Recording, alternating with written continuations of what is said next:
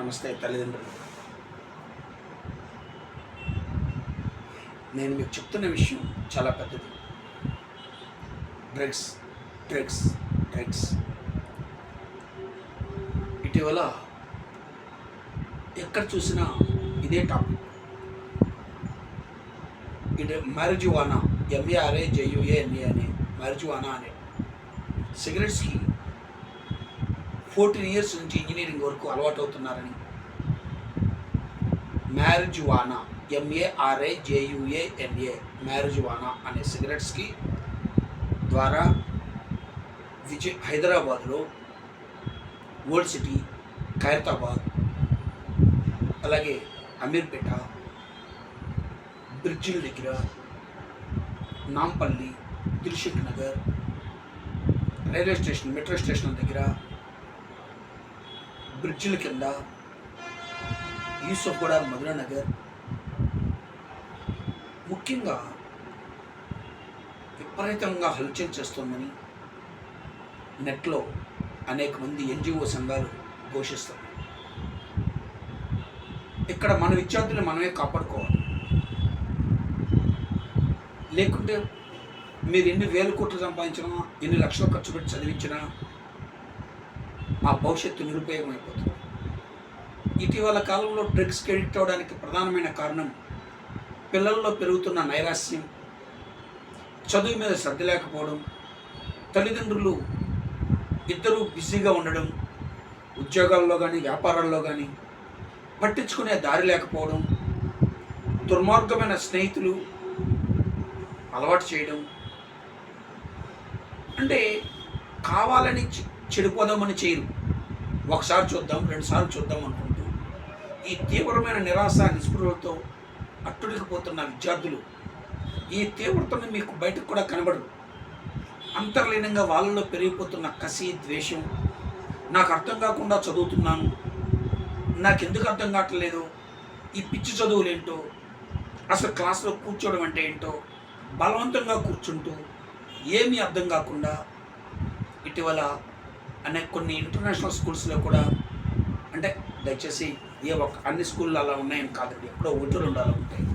మళ్ళీ మీరు ప్రతి స్కూల్ని అనుమానపు చూపు చూడకండి, కానీ అనుమానపు చూపుతో మన పిల్లల్ని చూడండి. బయటకు తెలియకుండా పిల్లల్ని అనుమానపు దృష్టితో మీరు మనసులో పెట్టుకోండి, కానీ పిల్లలకు తెలియనికండి. వాళ్ళని ఒక్కంట కనిపెడుతూ ఉండండి, వాళ్ళ యాక్టివిటీస్ని గమనిస్తూ ఉండండి, వాళ్ళ ఆలోచన విధానాన్ని గమనిస్తూ ఉండండి, వాళ్ళ స్నేహితులను గమనిస్తూ ఉండండి. పిల్లల్ని వయసుని నమ్మొద్దు. మీ పిల్లలు ఒక వయసు వచ్చినాక వాళ్ళు మీ పిల్లలుగా చలామణి కారు. వాళ్ళు వయసు రీత్యా సంక్రమించే యావిగేషన్స్కి బెండ్ అయిపోతారు. దయచేసి పిల్లలని, వాళ్ళ వయసే వాళ్ళకి శత్రువు, మీరు కూడా వయసు దాటి వచ్చారు. అలాంటప్పుడు మనము వాళ్ళని నమ్మినట్టు ఉండాలి, కానీ నమ్మకూడదు. పర్యవేక్షిస్తూ ఉండాలి, అబ్జర్వ్ చేస్తూ ఉండాలి, వాళ్ళ స్నేహితులను అబ్జర్వ్ చేయాలి, వీడి ఆలోచనలు అబ్జర్వ్ చేయాలి, వీళ్ళ యాక్టివిటీస్ని అబ్జర్వ్ చేయాలి, వాడి కోపము, చికాకులను అబ్జర్వ్ చేయాలి. అంటే సమయానికి ఆ డ్రగ్ పడకపోయినా, ఆ సిగరెట్లు తాకపోయినా వాళ్ళు విపరీతం కోపము, చికాకు, అసహనం వచ్చేస్తాయి అన్నమాట. బాగా లోయెస్ట్ లెవెల్ చీప్ క్వాలిటీ వల్ల అలవాటు అవుతున్నారు, హయ్యర్ సొసైటీ అలవాటు అవుతుంది.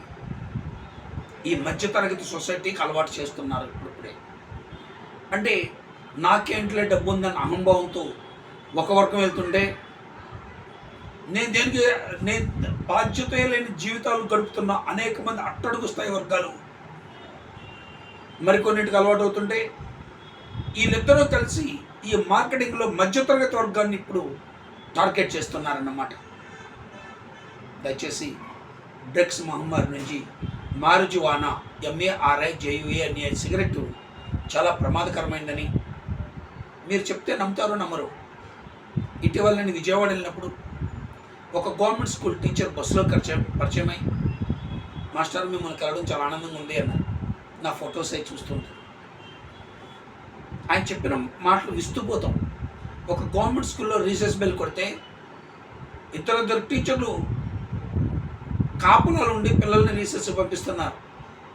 అంటే ఎంత అధమ స్థితిలో ఆంధ్రప్రదేశ్లో గంజాయి అమ్మకాలు సాగుతున్నాయో అర్థం చేసుకోవాల్సిన అంశం. లాస్ట్ ఇయర్ గత కాలపు ప్రభుత్వం చేసిన దుర్మార్గపు చర్యల వల్ల పిల్లల జీవితాలు పణంగా పెడుతున్నారు. అది ఒక అంటువ్యాధి కంటే దారుణంగా ప్రబలి, ఒకప్పుడు హైదరాబాద్లో డ్రగ్స్ ఉన్నాయని, కేసీఆర్ టైంలో 1500 మంది విద్యార్థులు దొరికారని మనం న్యూస్ టీవీల్లో విన్నాం. ఏదో పిల్లలు కదా అని క్షమించి వదిలేశారు. అప్పట్లో సినిమా యాక్టర్లను కూడా వదిలేశారు, క్షమించి పానీలే అని వదిలేశారు.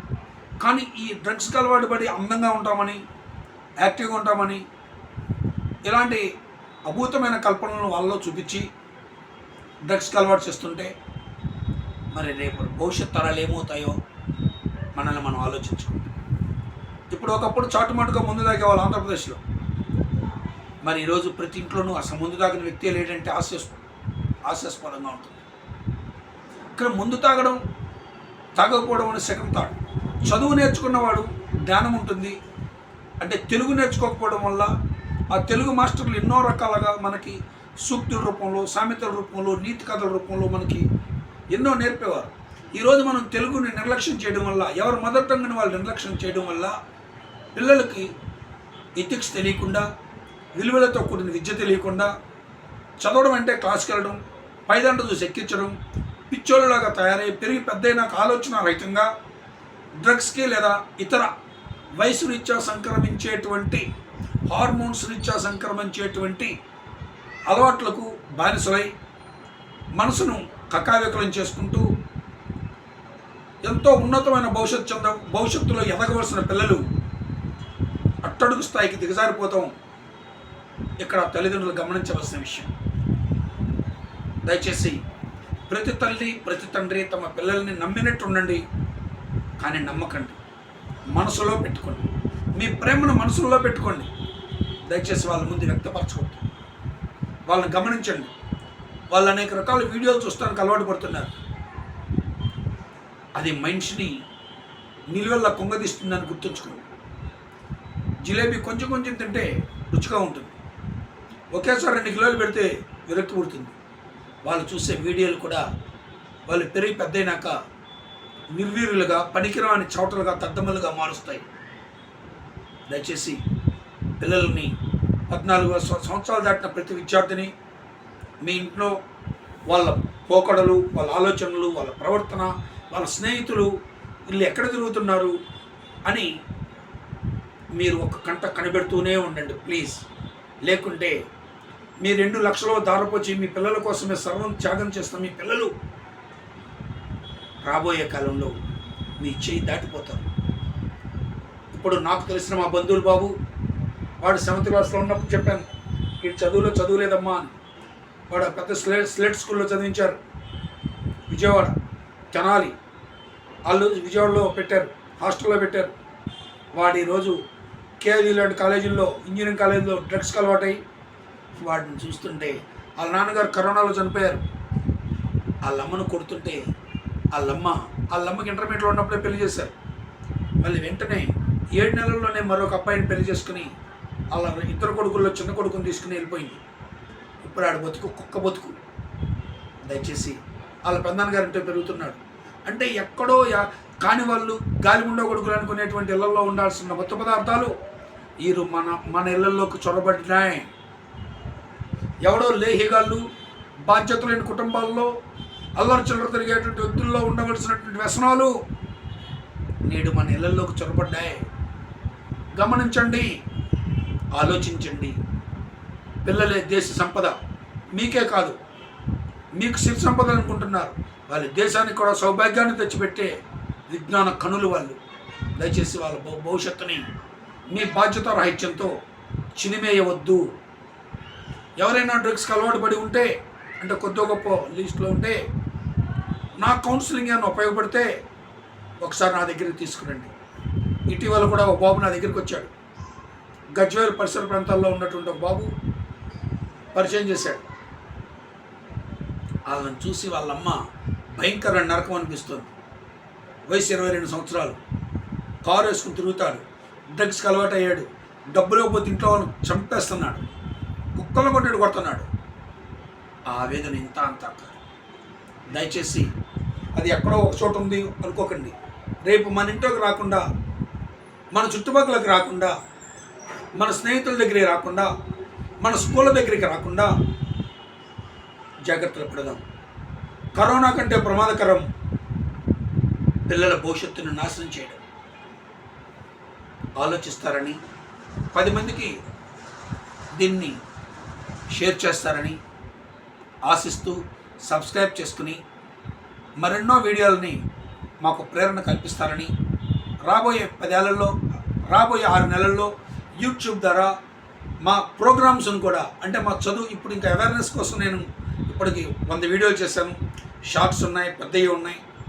ఒకసారి చూడండి, మంచి మనసుతో చూడండి. భేషజాలకు, దర్పాలకు తావు లేకుండా చూడండి. పిల్లల భవిష్యత్తు కోసం ప్రయత్నించండి. మన పిల్లల్ని మనమే కాపాడుకోవాలి. ఇదే మన లక్ష్యం. నమస్తే.